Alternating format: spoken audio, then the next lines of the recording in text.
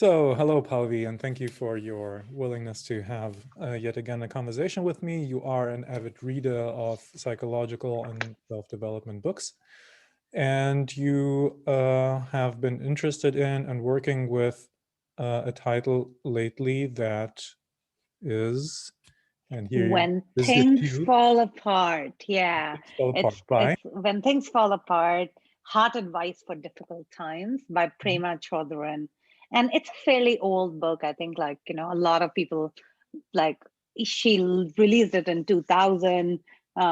If I'm correct, I could be wrong, but like a lot of people have read it, and it's generally one of those books that gets like 10 out of 10 ratings Uh-huh. because it sort of imbibes the whole Buddhist philosophy of suffering, of moving through the pain, Uh-huh. and being in the middle, kind of all of those concepts. Yes. So I think it's a lot of like, at least in US, it's like the introduction to Buddhism for like a lot of young people.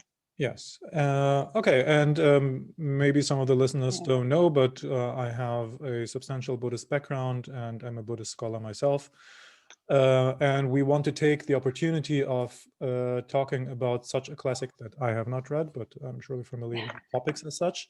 So to reflect on what she writes, see how applicable that is, how that fits in with kind of more regular psychology, and what kind of sense we can make out of it.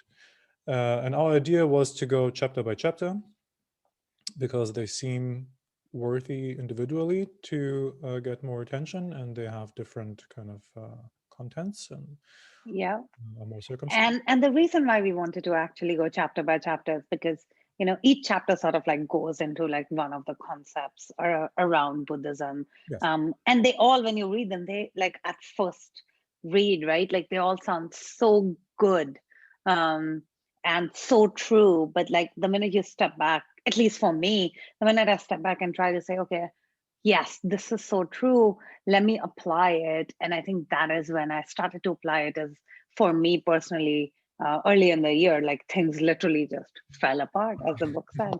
um, Yes. Things fell apart after reading the book, which was kind of sad, but you Interesting. know So yeah, let's uh, see if this if that represents maybe misunderstandings that many people might have. Maybe we're missing a context. Maybe some elements of Buddhism are represented in a misleading way. So we'll see.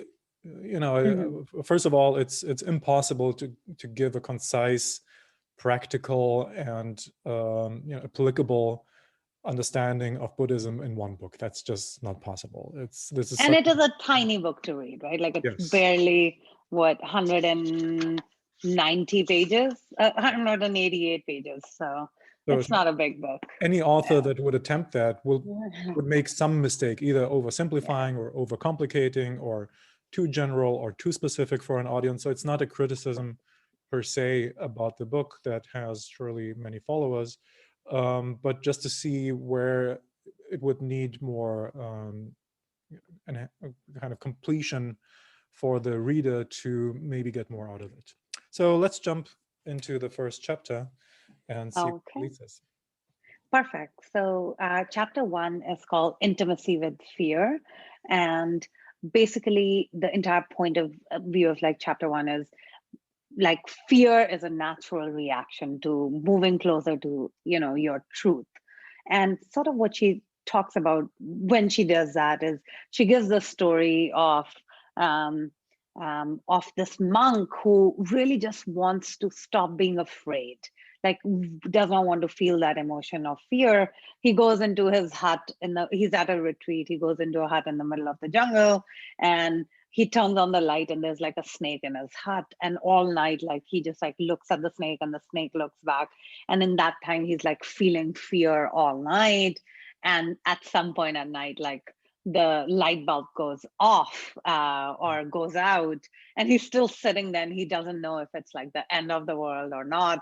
And in that moment he finally is able to release the fear. So um, I somehow never really understood the point of that story, Mhm. but that's besides the point. But sort of the takeaway for me was like, what she says is no fear, become familiar with fear.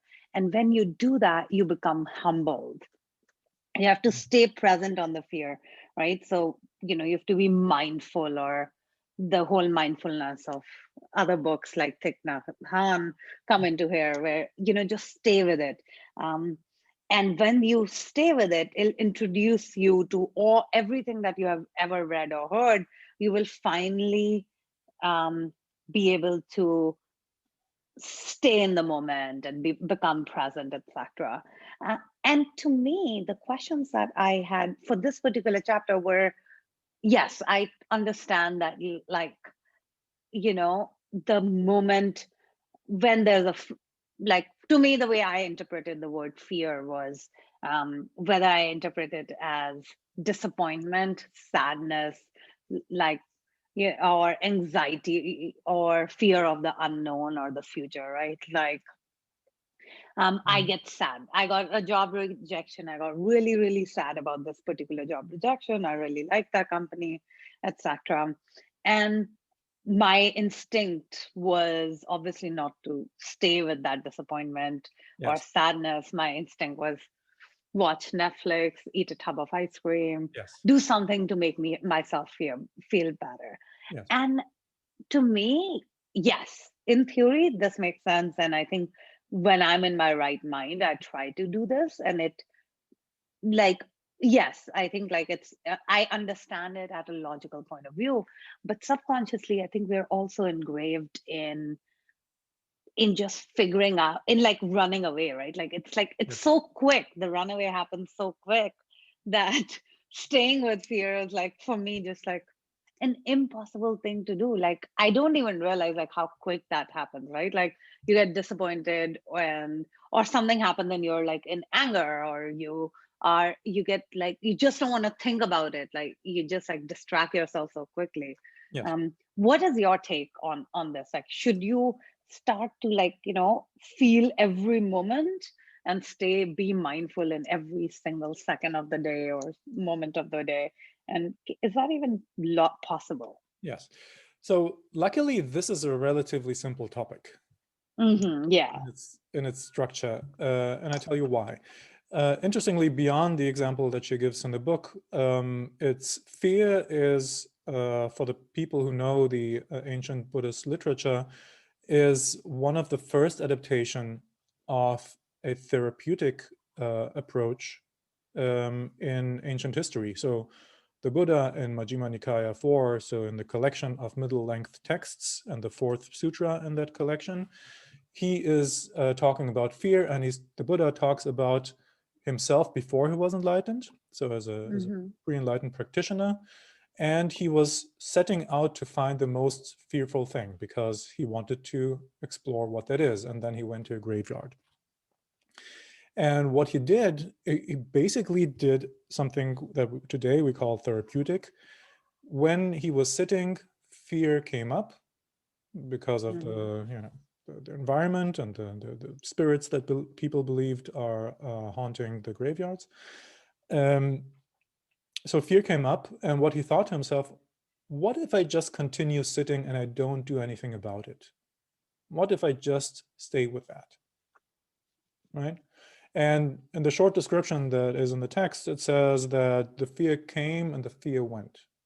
And then he did the same thing when he walked, and then he did the same thing when he stood. I don't know if you lie down as well. These are the four classic kind of postures in Buddhist literature. But the important element there is, let me just wait and see. Let me not do anything about it. Let me just observe what is going on. Now, the developers of modern exposition therapy, this is what it's called nowadays, probably didn't know about Buddhism. So this is not an example where, like in mindfulness, a modern principle was derived from Buddhism, but they pretty much did the same thing. They went a little bit further or made it psychologically more applicable. What we do today, a focused anxiety is one of the easiest things to treat. It's much easier in its structure than to treat depression. Anxiety and depression are the two big kind of issues that normal people suffer from. These are the two groups, anxiety and depression. Depression is more difficult because we have to relearn to have joy. That is psychologically not a simple thing to do. Anxiety is the presence of something that I want to run away from, and that I can't. Maybe it's part of life, or maybe it's kind of it traumatized me in the past and now it's inside of me, something like that. Let's take something very simple, which is the anxiety of heights. So what is the procedure of spiders? But let's just take heights. Yeah. What is it that we do? In the past, Expose. Yeah. yes, we expose ourselves. And even I think Galileo, if I'm not mistaken, was an historical case where he had the anxiety of heights, and every day he forced himself to go up to a tower. Now that alone does not work. The exposition itself does not work. The second aspect that has to add to exposition is to stay in the fearful experience. What do I mean with that? What I mean with that is we can go up to the tower when we have the anxiety of heights, but then mentally, I just start counting the 5 minutes that I promised myself to be there. I tense the muscles. I go to a happy place. I zone out until the alarm rings and I go back again. I go down again. If I do that, that doesn't help against the anxiety, because I jumped in time, basically. So yeah, I just stopped thinking about it. Yes. Yeah. Or I distracted myself, or I continued, I pinched myself all the time, so I had something else to focus on. So it's not the exposition per se that does the trick, but that I'm, okay, let me describe a little bit differently. What do I do? So I go up to the tower, anxiety level goes up, then I distract myself, anxiety goes down. Correct? Yeah. Right. Yeah. So what the organism learns from that is that when you do something against it, you can cope with fear. So what do I learn? I become good in distracting myself, or I become good in zoning out, or going mentally to a happy place. This is what I become good at, not in getting rid of the fear. When I abstain from that, when I allow the organism to be overpowered by the fearful experience, and I don't do anything against that, guess what? The fear eventually goes down anyway, which I did not know before. In my fantasy, my catastrophic fantasy, I thought I will die, I will faint, I will have a heart attack. This is you have a fear of death, right? Like I actually have a fear of heights. So I can remember the last time I went up to Maine, and it was a really bad like cliff. And for me, I blacked out. Like now when I think back, I don't remember. I only know the video in which I'm like cursing my husband for like 2 minutes nonstop while going up that cliff because he made me go to that cliff. It is that fear of death, right? It to me in that moment, like when I see the video or now when I remember, I'm like, I've zoned out, but to me it was just that fear that I'm gonna die, right this second, this is it. Right. Right. And then the thing the is, like, does something. That is the thing. It does something, and then it learns that whatever it did, and you maybe zoned out.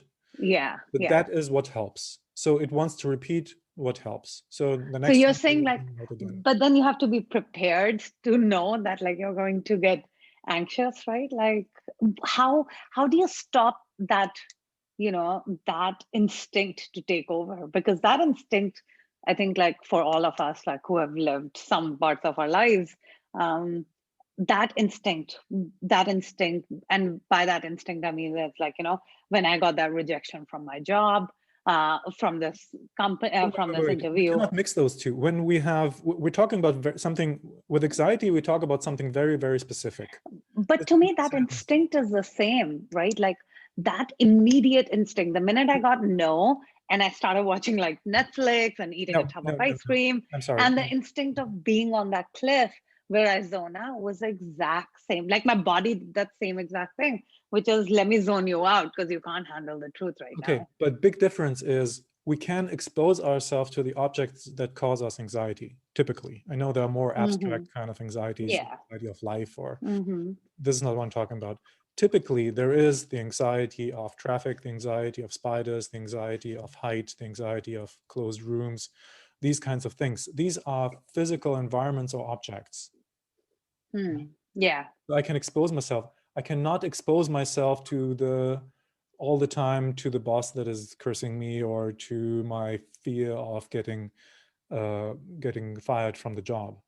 That is a more complex thing. So this is why it's so relatively simple to treat, because it's very concrete. And this is where I make the big difference.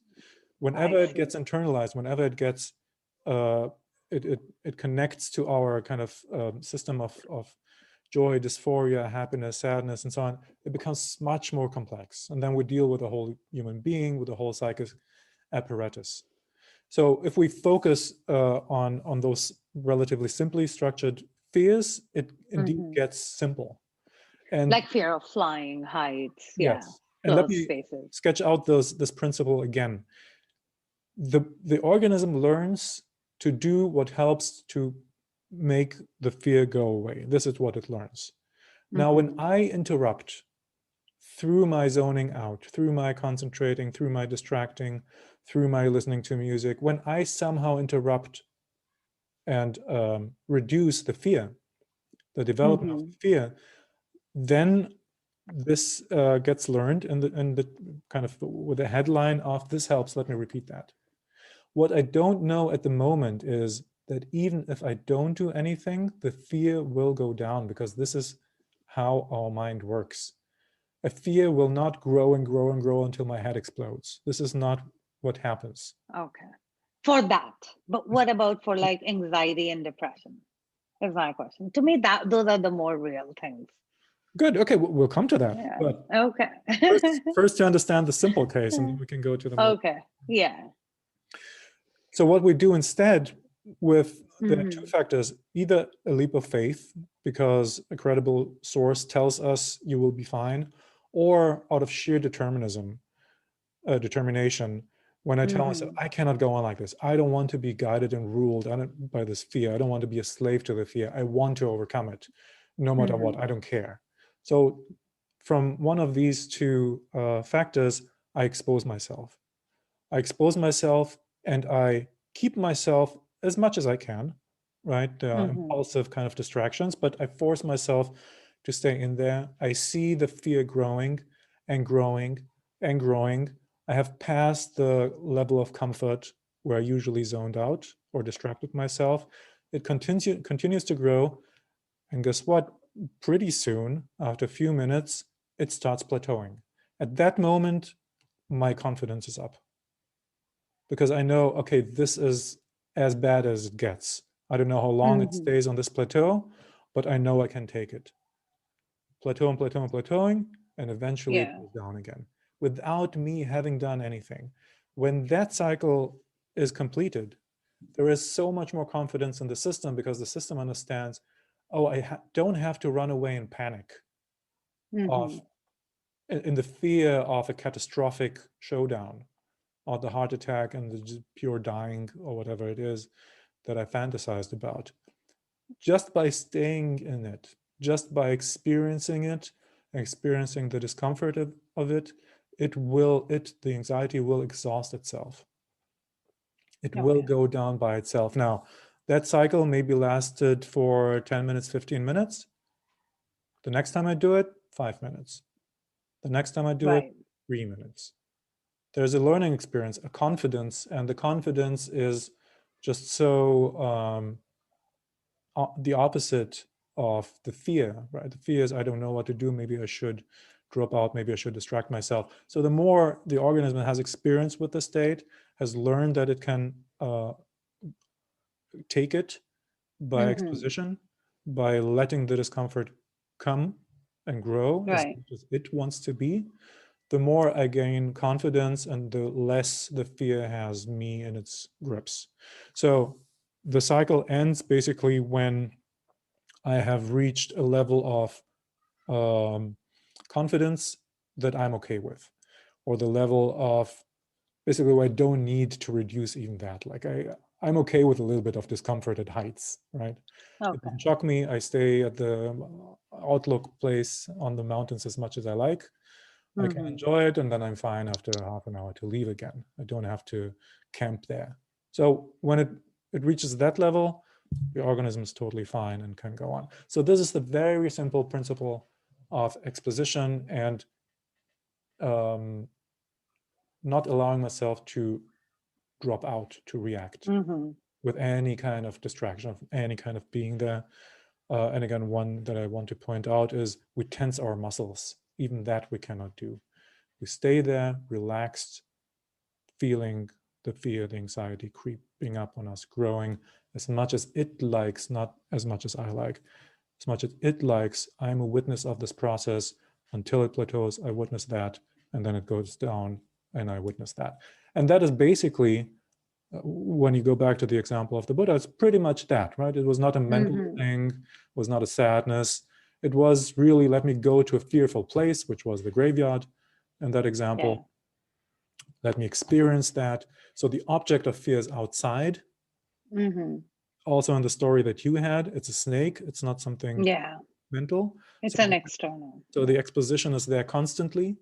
And then I do this exposition plus the staying in there and not running away, not escaping.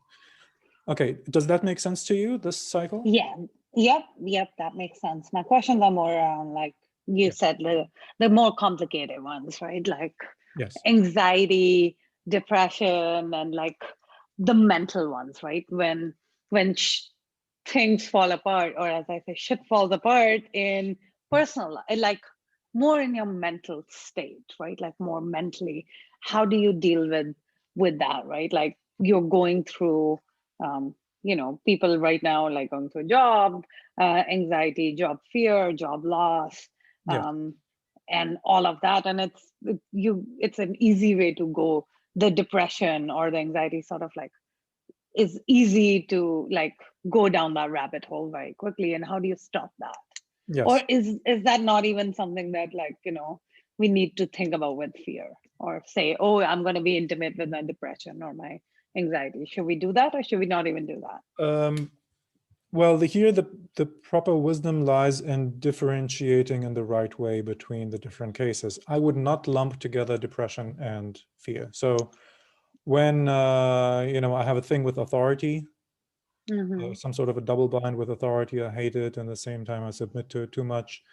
I should get a raise, but in order to do that, I have to talk to my boss, and I'm shit afraid of that. So, and that pops up, and I, you know, it's just hurts me again and again that again a week passed by and I didn't do it, and so on. So this is a fear thing. Now it can cause depression as an effect, but this is a fear thing. Now, what do I do with that? That's mostly mental, right? In the sense that I don't have the guts to go and knock at the door, make an appointment, and advocate my claim.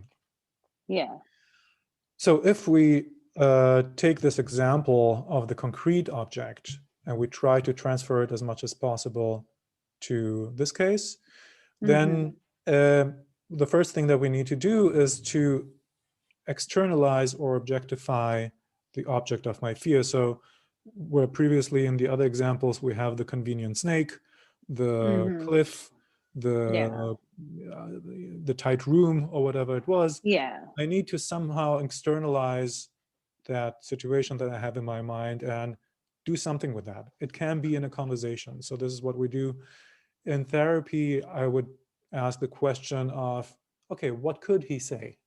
What are you afraid of? What I do with that is I make basically what was just an intuitive, instinctive, fearful object. I bring it out to the open and make it more stable through the conversation. I see. I can put it on paper, which is another form of externalization. Right? And then of course I do a lot of stuff around that, but it doesn't matter how I talk about it. I do in a sort of exposition. I keep the topic up. Right? And then if it were you that I would talk to, you would to a certain extent feel this fear all the time inside. Right? And then I confront you even more. Okay, what is the worst thing that could happen? So it's mental, it's not real in that sense. I'm not your boss, but I ask for your strongest response. So what I do, I try to somehow simulate what would happen under natural conditions with an external outside fear.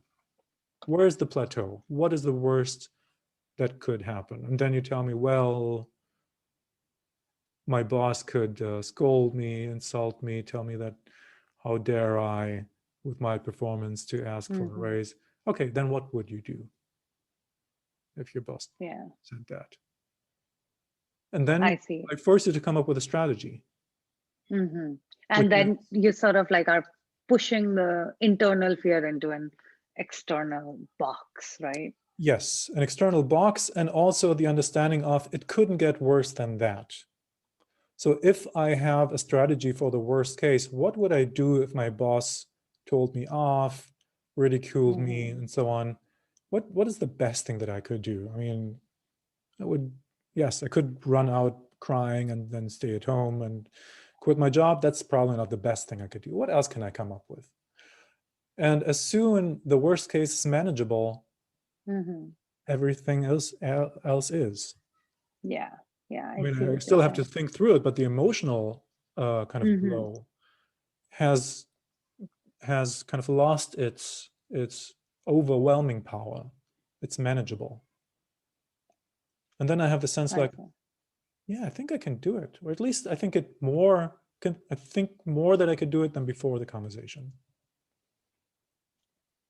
I see. And the way that, like, let's take another example, right? Let's take the example of you have a health problem, and basically, you have cancer, I don't know, you have some brain issue. There it is, oh yes, I will die, right? Like, there is that fear of death. Yes. Per se, you're sick, you don't know what's happening to your body, you're tired, then you're feeling anxious about it. Even in that, you would say, like, put it in that box and say, what's the worst that could happen? And you would still sort of like, is that even fear, or is that just like something you just have to learn to deal with, right? Like, I think that belongs into a different category because it's so existential. When I ask here, what is the worst thing that could happen? You say, well, I would die. That's the worst thing that could happen. Yeah. Right, so that doesn't work. And also I know from people who worked in hospices and with people who actually were about to die, they confirmed that that is a very individual question. So that goes much deeper and depends much more on the personality. There have been people who repressed or distracted themselves from existential topics like these in their whole life, Yeah. So they are not used. You cannot just, put out the gearbox with the heavy tools. They would need a very soothing approach until they are ready, right? But basically, if you ask me about the structure, about how to deal with these cases, eventually, after the easing into it, eventually there has to be the message and the understanding of, this is what it is. You have to face it. You are sick. It's serious. You could die. Or cancer, you will die, or whatever it is. Yeah. What do you want to do with the rest of your life? Yeah. Okay. And when you step back and think about it, like, that does, to me, that is the main question. Is like, I wish that was easier. Like, we came with an engraved tattoo saying, this is your life purpose, just go do it. That doesn't happen. Like, a lot of people don't, like, even when I went through this past year, I was like, okay, eventually I'm going to die, whether I die in like 20 years or 40 years. 40 is the max I will like live up to. What do I do with my life, and what have I done with my life? And even if I put apart, okay, whatever I've done is in the past. What do I do with the rest of my life? You don't really come, the answer isn't very easy, right? You don't know what the answers are. But do you understand correctly that this is not an acute case? It's just knowing that I'm mortal, basically. Yeah, I'm mortal. I'm gonna die. Yes. So what? And the in the midlife crisis, sort of like, that's what happens is you're like, okay, now I only have a couple years to live. Yes. What do I? what do I do with the rest of my life? And how do I manage that with, like, Yeah. the mortgage that I have to pay, the kids I have, tuition I have to pay for, and all of those things. Yes. How do you balance those two things then? Okay. Now this is where it gets really complex. Yeah. And unfortunately, this is a major problem because the most complex case is our everyday life. You know, even to the point that I would say, I wish it was so simple that we knew that we were going to die in a week. Then it would be easy, a very small bucket list. Yeah. People that I want to see, you know, check off 1-2 more activities, kick back, relax, write my will. That's it. But Makes it easy. I cannot use the same approach with 40 more years to live. Still the same bucket list, and then what do I do with the rest 39.99 years? Yeah. Yeah. So it's we are thrown back to the complexity of the mind much more. The mind that projects, the mind that plans, the mind that has expectations, that wants to get the best of it, that wants to compete, that has to balance the lust and security and the adventure. We're thrown back into all of that. So we cannot meaningfully apply a perspective of our mortality to everyday life. Now you ask me, well, you're Buddhist. What about the Buddhist thing? Isn't that what you're supposed to do? Yeah, exactly. Yes. Okay. Different category, unfortunately, which I would argue is maybe a fanciful fantasy for most people, but that we cannot transpose those insights from advanced meditation and Buddhist developments of mind to everyday life. I would say it doesn't work. Why? Because for the people who practice meditation on a high level, they experience death.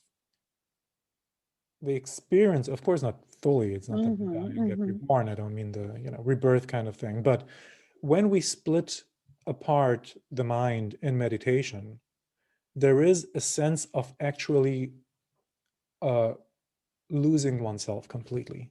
Some people have these experiences with drugs, with DMT or with LSD. They see it falling apart.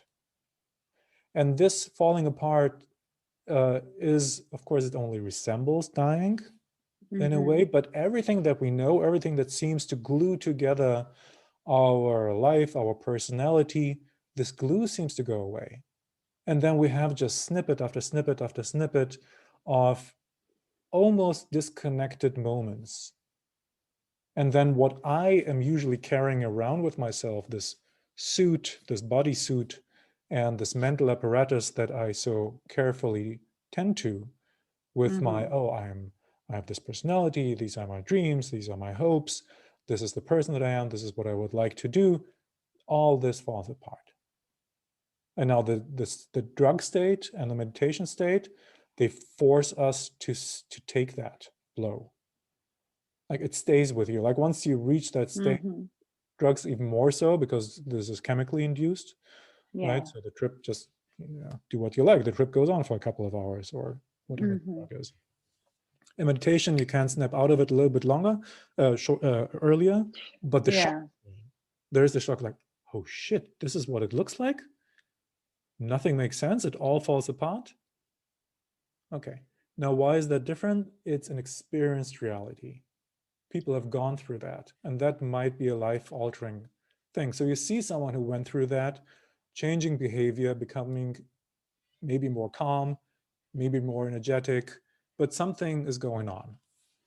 They are reevaluating their life, and you think, oh, I want to do that. That seems inspiring. And then I ask them, it's like, you know what, nothing makes sense, everything falls apart. And then I take it as, oh, that sounds like an interesting philosophy, let me contemplate that. But contemplation is something else than experiencing it. And this is the major difference. So to take that as a kind of philosophy and to package it into a book and to tell other people, look, I had a tremendous, I went through something, let me tell you what I went through, everything falls apart. And then the reader is like, oh, that's very interesting. Maybe I should. And Yeah, Yes. sorry to cut you, but yeah, Yes, I was please. about to say, like, that is what she says, in the book, one of the chapters on like meditation. And that's what she says. She's like, even with every breath, we are dying, right? Like, Yes. there's a death that sort of happens with every breath, and you experience sort of that death and that letting go. And to me, like, Well, the reader doesn't. That's the thing. I don't, yeah, like, and I don't experience my Yes. out breath as a death. I don't think of it as like, yeah, if you talk to me philosophically, yeah, but I haven't really, I like when I sit in meditation, I don't think of it as an absolute death. And to me, that was something that I wasn't really like, I didn't understand that, right? Like, um, and I think it's something that you have to kind of, I guess, like you said, experience it yourself. Yes. um Let me okay, go back a little bit to the fear yeah, thing, right? yes, please, So, yeah. if we go back to the simple experience of exposing myself successfully to a concrete object, be it the Mm-hmm. snake, the room, the cliff, whatever it is, I come out with this experience, like I said, with confidence and with a calm, the calmness and confidence of, I can take that, I can take that. Mm-hmm. Now, when we imagine at least what a more existential overcoming of fear would be, right? So if we had Mm-hmm. meditation or going through, as I'm not advocating kind of the drug experience Mm. per se, but there are some examples, some people who've taken something out of Yeah, that. like Krishna Das and Ram Das in the 80s, they talked about doing LSD Exactly. and all. Yes, it was a whole um thing. It's coming back, rightfully so. I think there's a lot of value in these experiences. Again, it's not for everyone, but there is the mm-hmm. potential in that. And people who overcame that did not overcome just a spider or a cliff.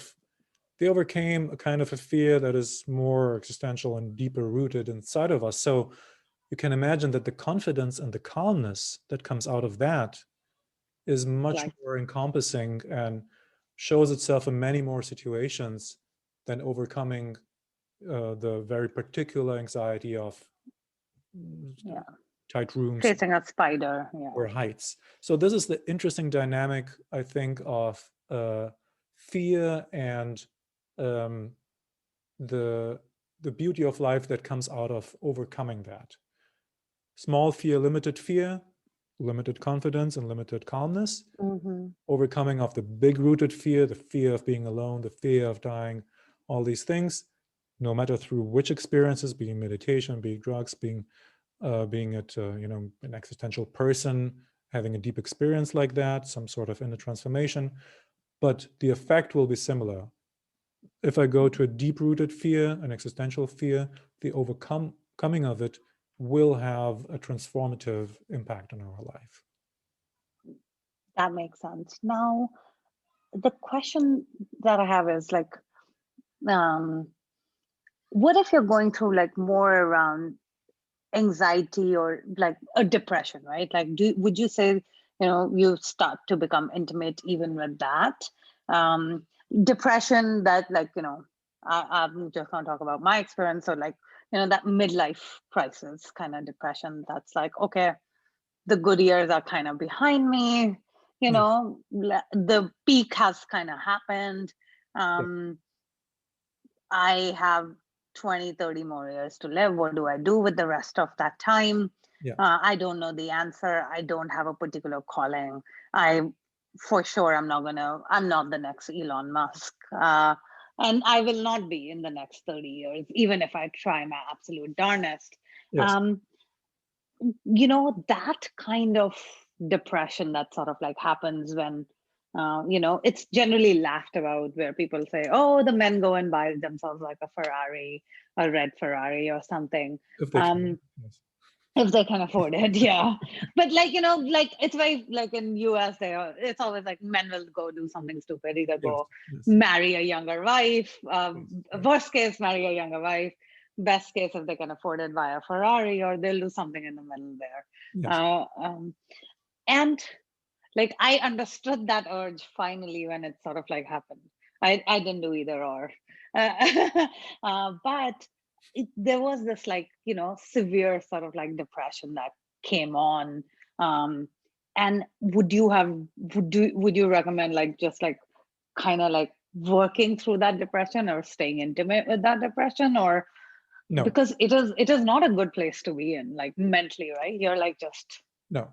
upset and paranoid and sad Right. all the So time. first of all, let me again emphasize, somehow you seem to clump the two together, anxiety and depression. For me, they're Yeah. completely different categories. I would not see them in any same way.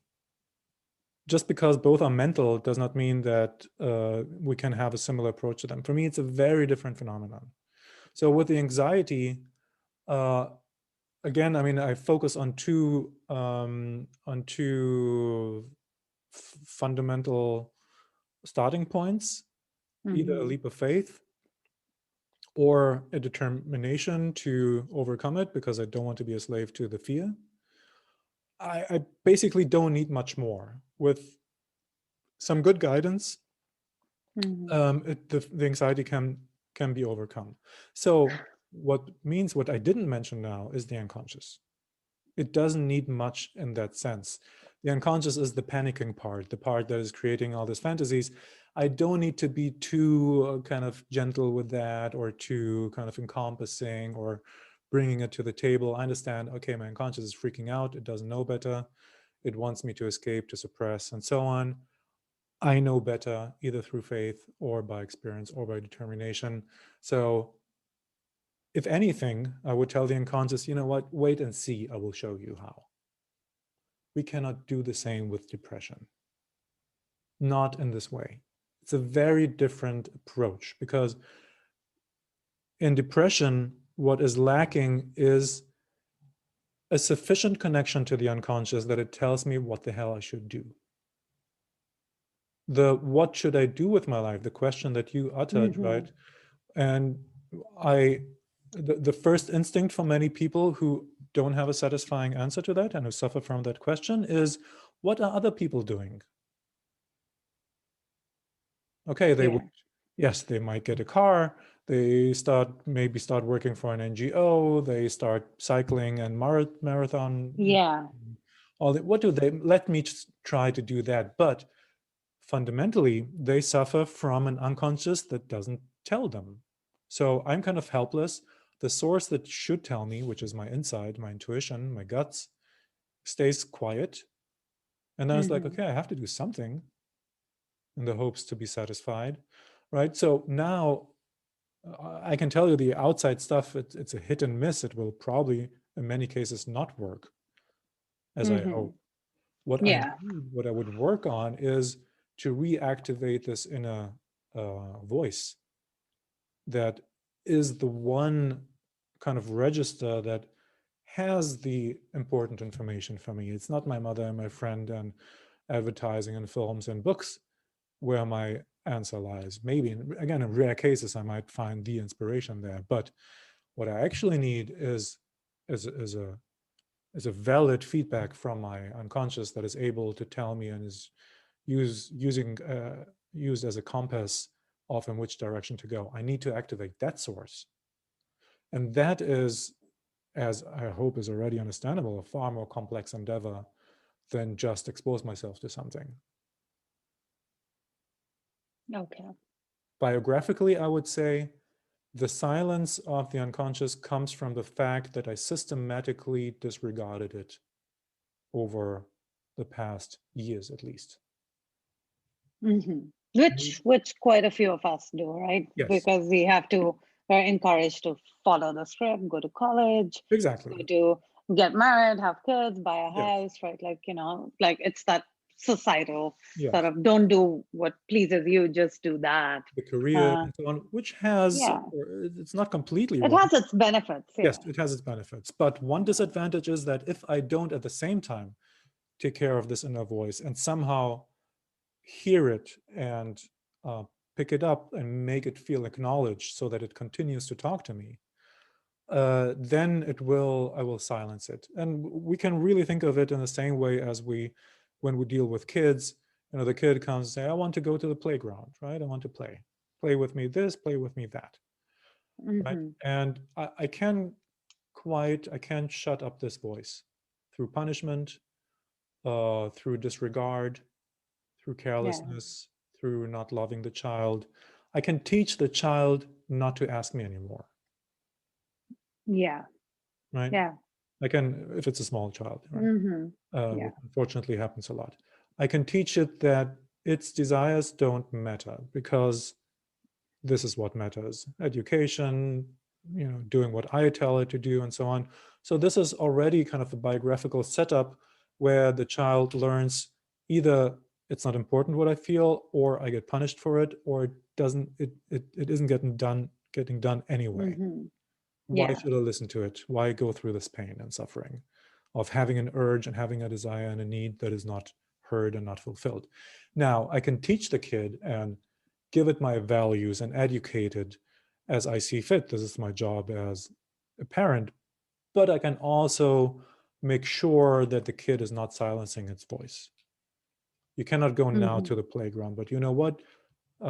It's good that you mentioned that. Let me make time at the weekend or the day after tomorrow, or I can ask your mom or your dad to go with you because I cannot. So at least I hear it. I delay. It's, Freud's famous reality principle that not everything can be had at the moment. So I delay it, but I give it credibility, and I basically I make it continue to be wanted. I want to know what is going on with you and what you want. Let's figure out how to do that. In such an environment, the kid, if it continues to do that, also the young adult and the adult will keep a reasonable connection to these voices and will encourage the unconscious to continue to express itself. When we shut it down, then later on in our midlife, or maybe a little bit later, we have to do this difficult work of unearthing. It's like, where is this voice again that used to speak to me when I was 20? That doesn't speak anymore. And it's like, yes. Yes. So this is the difficult job. Maybe we can park it here. It was not a fully satisfactory solution of what then to do. It is a very complex thing of what can be done, the variety of things that can be done. But at least to have a clear distinction between the fear that we started from and the anxiety that we started from, and to move over to something that is more complex, which is basically states of mind for which that challenge the whole complexity of our mind, and not like anxiety, or not just a last week of life. We don't need the full complexity of our mind for that. That's the structure of it is relatively simple. Okay, perfect. Give us a sneak preview of what comes up. So we did the first chapter of the book.